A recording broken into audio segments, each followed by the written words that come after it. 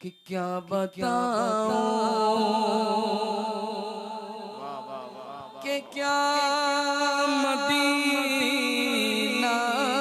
है। हमारी मौत कितनी दर्दनाक है। अल्लाह अकबर। हजरत सैयदना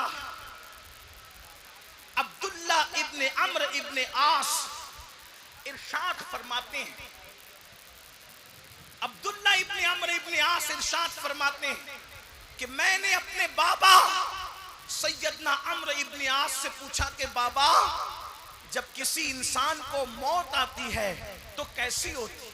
वली की मौत तो आपने सुन ली कि जब तक वली खुद नहीं चाहता उसकी मौत का फैसला नहीं होता, और वली की मौत से पहले फरिश्ते हजारों की तादाद में उसके पास जमा होते हैं और उससे कलाम करते हैं, उसको खुशखबरी देते हैं। वो अब शिरू बिल जन्नति लती कुंतुम तुअदून, कुरान कह रहा है उसको जन्नत की बशारत देते हैं, मरने से पहले उसको जन्नत की बशारत देते हैं। लेकिन हमारी मौत कैसी? अल्लाह अकबर। अब थोड़ी देर, हालांकि मौसम बारिश का है, भीगते वक्त कोई संजीदा गुफ्तगू आपके दिमाग में उतरे न उतरे, थोड़ी देर आपका बड़ा एहसान, बड़ी मोहब्बतें, शायद मुझे आखिरी दम तक ये महफिल याद रहेगी और आप लोगों की मोहब्बतें भी याद रहेगी, आप लोगों की वफादारी भी याद रहेगी, आप लोगों का प्यार भी याद रहेगा और भीग कर इस कीचड़ में सुनना भी याद रहेगा। इसलिए थोड़ी देर बहुत दिल के कानों से सुनना, बड़ी कीमती गुफ्तगू है। ऐसी महफिल सजाने के लिए बड़ी मेहनतों की जरूरत होती है। मेरे भाइयों, हमारी मौत कैसी? अब्दुल्ला इब्ने अम्र इब्ने आस कहते हैं, मैंने अपने बाबा अम्र इब्ने आस से पूछा कि बाबा, जब कोई इंसान मरता है, आम इंसान मरता है, तो उसको मौत कैसी आती है? तो अम्र इब्ने आस कहते हैं, मेरे बेटे, अगर इंसान के सीने पर जमीन और आसमान समेट कर रख दिए जाए तो कितनी तकलीफ होती है, कितना वजन इंसान महसूस करता है। इतना ही वजन इंसान मौत के वक्त महसूस करता है जब इंसान दुनिया से जाता है। ऐ मेरी कौम के जवानों, एक दिन दुनिया से जाना है। गौर करो, तुम्हें वो मौत चाहिए जिससे पहले जन्नत की बशारत दी जाती है, या ये मौत चाहिए? अल्लाह अकबर। सैयदना अम्र इब्ने आस कहते हैं, इंसान के सीने पर जमीन और आसमान समेट कर रख दिया जाए तो उतनी तकलीफ नहीं होती जितनी तकलीफ इंसान को मौत के वक्त होती है। अल्लाह अकबर। और इंसान जब मरता है तो उसको यूं लगता है कि वो नाक से सांस नहीं ले रहा है, बल्कि वो सुई के नाके से सांस ले रहा है। अंदाजा फरमाए। अल्लाह अकबर। मेरे भाइयों, मेरे नौजवानों, ऐ होशमंद, होशियार, अक्लमंद, दानिशवर जवानों, मुझे बताओ, अगर जुकाम हो जाए और नाक भर जाए तो इंसान का कैसे दम घुटने लगता है जब उसकी सांस नहीं निकलती। जरा सोचो तो सही, मौत के वक्त इंसान नाक से नहीं बल्कि यूं लगता है जैसे सुई के नाके से वो सांस ले रहा हो। इंसान की कैफियत ये होती है। अब्दुल्ला इब्ने अम्र इब्ने आस कहते हैं, मेरे बाबा अम्र इब्ने आस ने बताया, बेटा, अगर किसी के पेट में बबूल का दरख्त घुसा दिया जाए और एक एक रग में, एक एक नस में बबूल का कांटा घुस जाए और कोई ताकत के साथ उसको खींचे तो कैसे उसकी रगों को वो तार तार कर देगा। इसी तरीके से जब कोई इंसान मरता है तो उसकी कैफियत ये होती है। ये तो आम इंसान के मरने की कैफियत है, लेकिन अब सुनो, दिल के कानों से सुनो, जब बेनमाजी मरता है तो बेनमाजी, अल्लाह अकबर, कितनी दर्दनाक उसको मौत आती है। सबसे ज्यादा इबरत अंगेज मौत, सबसे ज्यादा दर्दनाक मौत बेनमाजी को आती है। अल्लाह अकबर। वो नमाज जिससे हम कोसों दूर हैं, वो नमाज जिसका नाम सुन करके हम उसकी फजीलत भी अब माज़अल्लाह सुनना नहीं चाहते। उलमा नमाज पर गुफ्तगू करते हैं तो हमें जान पर आती है, हमारे कानों पर जूं तक नहीं रेंगती।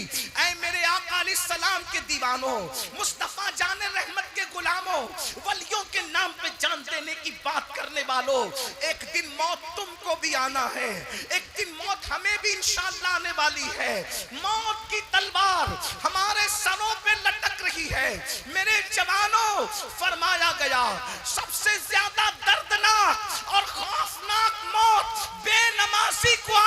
है जब बेनमाजी दुनिया से जाता है तो अल्लाह उस पर इतनी प्यास मुसल्लत करता है, अगर 7 समुंदरों का पानी भी उसके मुंह में उंडेल दिया जाए, 7 समुंदरों का पानी भी उसके मुंह में उंडेल दिया जाए तो भी दुनिया की कोई ताकत उसकी प्यास को बुझा नहीं सकती। अब आपसे मैं पूछना चाहता हूं, अल्लाह अकबर, प्यास लगी थी 7 समुंदरों वाली और रिश्तेदार कतरा कतरा पानी चमचे से पिला रहे हैं, तो बताओ क्या हो रहा होगा?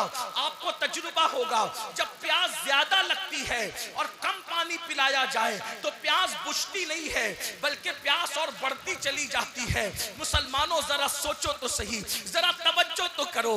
अल्लाह अकबर, अंधेरा घर, अकेली जान, दम घुटता, दिल उकताता, खुदा को याद कर प्यारे, वो साथ आने वाली है। मेरी कौम के जवानों, अपनी आखिरत की तैयारी कर लो। ये जिनके उर्स मनाते हो, इन लोगों ने आखिरत की तैयारी की तो किस शान से दुनिया से गए, हमने आखिरत की क्या तैयारी की? कुरान कहता है वल तंजुर नफ्सुम मा क़द्दमत लिग़द वत्तक़ुल्लाह इन्नल्लाह ख़बीरुम बिमा तामलून। ऐ ईमान वालों, अल्लाह से डरो और आखिरत की फिक्र करो कि तुमने आखिरत के लिए क्या भेजा है। बताओ आखिरत के लिए क्या भेजा है? आखिरत के लिए क्या भेजा है? यही कि आज मुसलमान जिना में डूबा है, यही आखिरत के लिए भेजा है। आज मुसलमान नशा कर रहा है, यही आखिरत के लिए भेजा है। आज मुसलमान शराब पी रहा है, यही आखिरत के लिए भेजा है। आज मुसलमान झूठ बोल रहा है, यही आखिरत के लिए भेजा है। आज मुसलमान अपनी बीवी बच्चों पे जुल्म कर रहा है, यही आखिरत के लिए भेजा है। क्या भेजा है आखिरत के लिए? मुझे बताओ।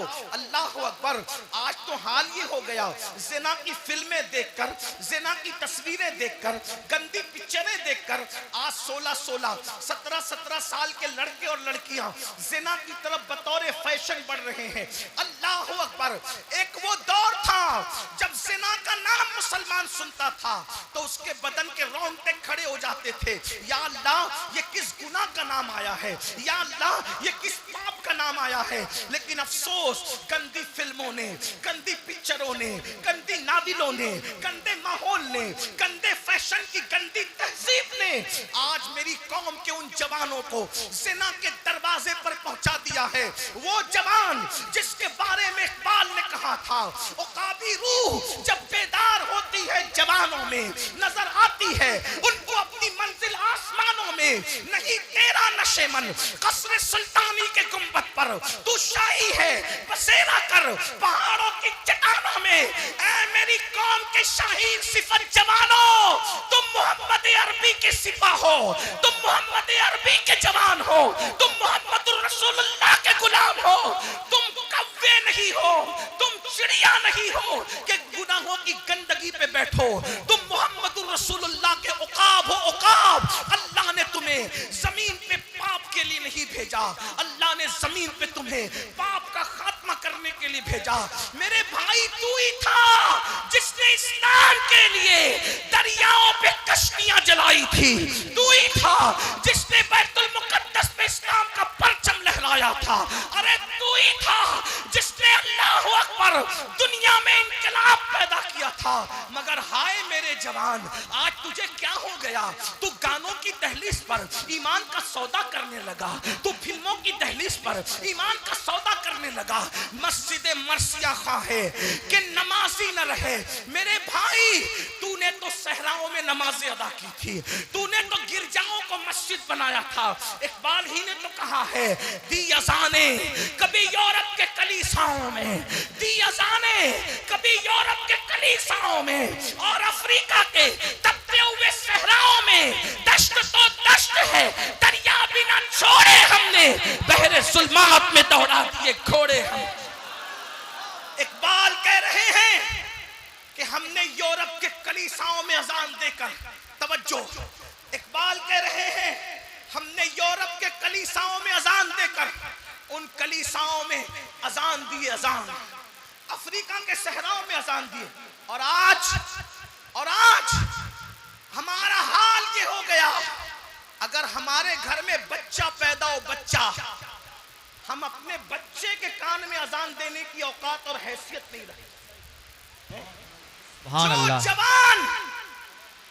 जो जवान अपने बच्चे के कान में अजान देने का इल्म न रखे, वो कलीसाओं में क्या अजान पड़ेगा, वो सहराओं में क्या अजान पड़ेगा। अरे मुसलमानों का इल्मी वकार इतना गिर चुका, ना अपने बच्चे के कान में अजान दे सकते हैं और ना अपने बाप का जनाजा पढ़ा सकते हैं। जिस कौम का इल्मी गिराफ इतना नीचे गिर जाए कि वो अपने बच्चे के कान में अजान ना पढ़ सके और अपने बाप का जनाजा ना पढ़ा सके, फिर जिंदगी किस चीज का नाम? ज़िना का, नशे का, शराब का, बेनमाजीपन का, अय्याशी का, आवारगी का। बताओ, मरना नहीं है, मौत नहीं आनी है। ऐ हजारों जवानों, तकरीर सुनने के लिए तुम्हारे जो जज्बात है, अगर अमल करने के लिए यही जज्बात पैदा हो जाएं, तो पूरी दुनिया के अंदर इनकलाब आ जाए। सुभान अल्लाह।